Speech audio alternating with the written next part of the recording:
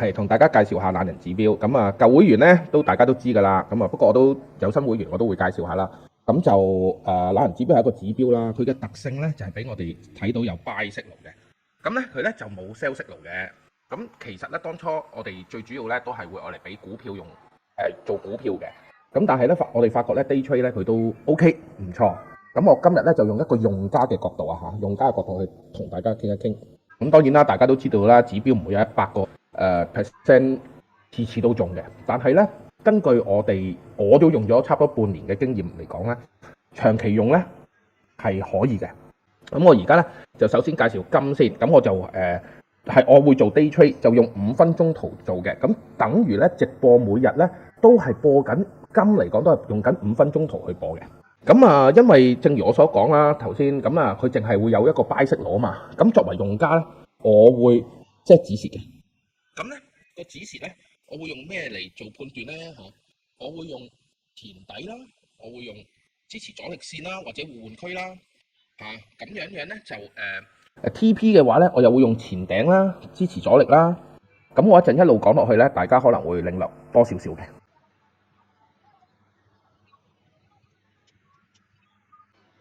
嗰陣時咧就會買，就會揸嘅。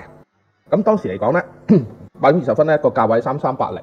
咁我自己就睇咗咧，就係當時咧佢有個前底喺呢邊，咁咧就3371，我就會用呢9蚊嚟做我嘅止蝕位。咁當時買完之後咧，佢就真係跌咗落去。如果我做 trade 嘅話，我喺邊度 TP 咧？我就會喺3380加翻9蚊去做呢個 TP。咁當時佢冇去到。咁佢第二次出綠燈嘅時候咧，就喺8點45分，喺大概半個鐘頭後3378。咁當時咧，我頭一個推都仲喺度嘅。咁佢又未 stop loss，又未 TP。咁佢哋夾硬冚咧，我咧就選擇唔做呢個懶人指標，等一等先。好啦，等到跟住咧 on the way 落去咧，我就輸咗。第一個 trade 啦，咁咧佢第3次出懶人指標咧就喺9點30分，價位就3368嗰度。咁我就睇翻咧，我喺綠色呢支箭嘴呢個位度，咁我就睇翻咧，我就用翻呢個佢最近嘅支持阻力線，我就係3359。咁我咧就喺呢度愛嚟俾佢做一個 stop loss。咁咧 TP 咧我就加翻係3368加翻9點，咁佢順利咧就上咗去，我就贏翻9蚊。咁喺呢3個綠燈嚟講咧，就打和嘅。咁一路咧，咁佢就冇出，繼續咧就當日咧就去到夜晚9點55分，佢先至再出一個綠燈嚇。咁當時價位係3346，咁我當時就睇啦，我喺邊度做 stop loss 咧？我就我圈住呢度嗱，我買咗呢一支，跟住咧喺335嗰度，我呢個破位嗰度我做止蝕。咁跟住咧，佢喺即係夜晚10點22點15分3338呢個位，佢出多一次綠燈。咁我3346揸咗啦嘛，我就決定唔做住，睇一睇咩情況先。咁就 TP stop loss 仍然都係3325。咁佢慢慢咧就升翻上去。咁啊，因為我 TP 我 stop loss 係21蚊，所以我就擺翻個 target 喺3346再加21蚊，喺3367度咧，喺呢個位咧。咁啊成功 take profit 咗，呢一轉咧就贏咗21蚊。咁一路睇落去啦，到6月4號咧，佢下晝6點50分咧，佢就再出懶人指標。咁啊，其實佢出嘅頻率都唔算密，但係OK 嘅，有 trade 做到嘅。咁呢次咧個價位係3350，咁就係啱啱呢個位啦。咁咧我就睇一睇，我有個前底喺3335，即係我呢條藍色線。咁我睇翻前面，啱呢個就係個前底啦，呢條藍色線。咁我就 set 嗰度咧就做 stop loss。咁咧就係用15點去做 stop。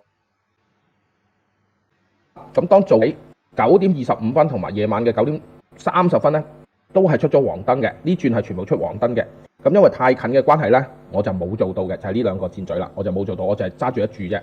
咁啊等佢啦，等佢一路上，佢會打我止蝕啦，定係 take profit 咧？佢係 take 咗 profit 嘅3365咧，就係大概呢個位。佢呢度咬腰上翻去，咁呢轉我又係贏咗15蚊嘅。到下一個息路啦，下一個息路咧就係6月5號星期四上晝10點15分就出咗，係黃色燈嘅，係佢出咗黃燈，唔係綠燈嚟嘅。咁我都照買，我見個位 OK 嘅，我有信心嘅咁樣樣。咁我就 set 咗個 support 位啦，喺呢個3359、3360附近啦嚇，就係、做 stop loss。咁咧開始嘅係3370，stop loss 11蚊，所以我 TP 咧都係攞翻11蚊，就3381。最後咧佢冇掂到我 stop loss 就上咗去我 TP 位，咁又食咗11蚊啦。9點10分咧，咁佢就出咗3382呢個位，就出咗一個綠燈。咁當時咧我就睇咗啦，前底就大概係3370，咁相距12蚊，一樣咁做法啦，就3382就 TP 位3394，點知咧佢去唔到，佢上到去338788到啫，佢就落翻嚟，咁就打咗我止蝕，咁就輸咗錢。一樣啦，佢又出綠燈，咁佢出綠燈咧喺3376嘅位，咁我就今次咧我就都係用翻70前底愛嚟做呢個止蝕，咁咧用 TP 位咧就係3376再加6點3382，咁呢轉咧就係贏咗6蚊嘅。當晚嘅11點一樣啦，就出咗綠燈，價位係3370，咁咧我用前底3360呢個位度係啦，就愛嚟做61啊，就做咗我個 stop loss。點知咧佢上唔到去，直落打咗我 stop loss。